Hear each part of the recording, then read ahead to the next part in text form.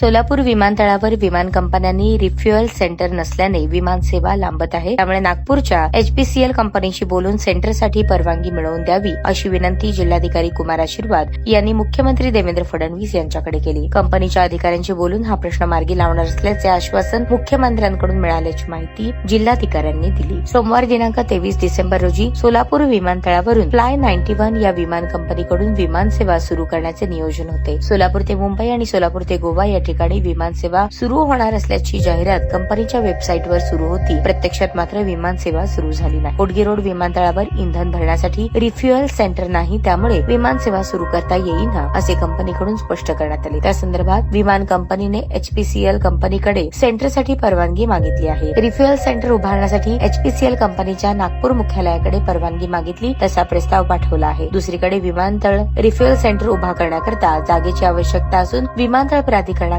जागेची मागणी केली आहे तसा प्रस्तावही पाठवलेला आहे. अद्याप परवानगी मिळालेली नाही. ही प्रक्रिया लवकरात लवकर पूर्ण होण्यासाठी जिल्हाधिकाऱ्यांनी मुख्यमंत्री देवेंद्र फडणवीस यांच्याकडे पाठपुरावा सुरू केला आहे. अशाच नवनवीन अपडेटसाठी जनता राज्य न्यूज चॅनलला सबस्क्राईब करा, लाईक करा आणि शेअर करायला विसरू नका.